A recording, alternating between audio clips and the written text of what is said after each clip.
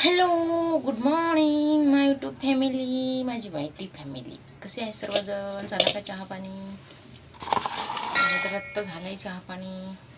तर स्वयंपाक बनवते आता. आज काय बनवणार आहे आपण माहिती?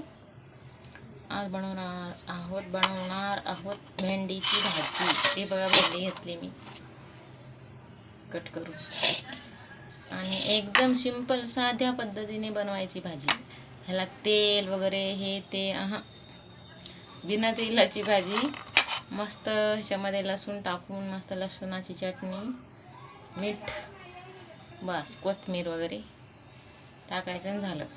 मग बघा कशी टेस्ट लागते. टेस्ट बिना तेलाचं खायचं शिका. तेलकट खाऊन आजारी पडत जाऊ नका. खूपच तेल खाऊन सिंपल पद्धतीने खायचं.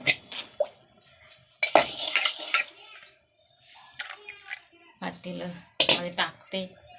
ह्याला मी अगोदरच धुवून घेतलं होतं. धुवून घेऊन नंतर ह्याला कट केलं. तर हे बघा भेंडी आपली अजून शेतामधली तर आली नाही. शेतातली भेंडी खूप छान असते, गावरान भेंडी. आता हे सरकारीच भेंडी आहे म्हणायचं. तर फोडणी देऊन करतात कोणी, फोडणी देऊन पण ते करायचं. नाही, साध्या पद्धतीने. आमच्या घरची मोठी माय वगैरे आहे ना, असंच करते साध्या पद्धतीनं. लई आवडते भाजीराव, छान लागते. तर हिरव्या मिरच्या घेतल्या कुटून वाटून मी. ह्याच्यामध्ये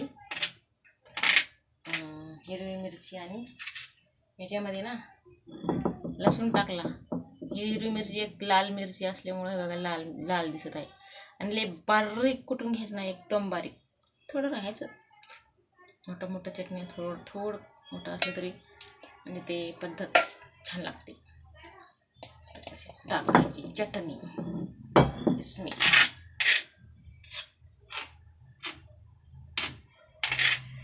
चटणी टाकायची. ह्याच्यामध्ये लसूण टाकायला बरं मी एक असं मोठा एक गड्डा, काय म्हणतात ते तुम्ही त्याला, जेवढं लसूण जास्त तेवढी भाजी टेस्ट, म्हणून लसूण जास्त टाकायचं.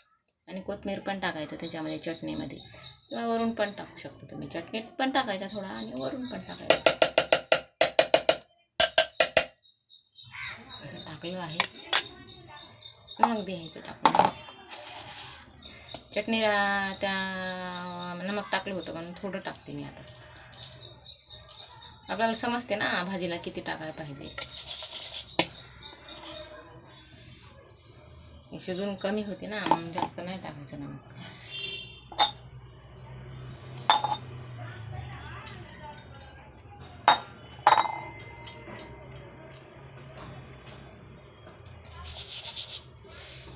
याला घ्यायचं असं झिलून.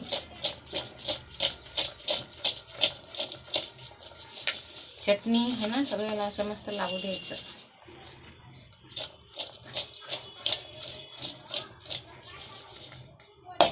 झालं. एकदम सिंपल पद्धतीने भाजी करून खात राहायचं. एक भेंडीची भाजी भाजी बिना तेलाची, साध्या पद्धतीने. ज्याला डायबिटीज वगैरे आहे, काय म्हणतात ते, कोण खात नाहीत ना तेलकट पदार्थ, खूप कोणते तरी बिमार, तर त्यांच्यासाठी असं भारी आहे. झालं आता.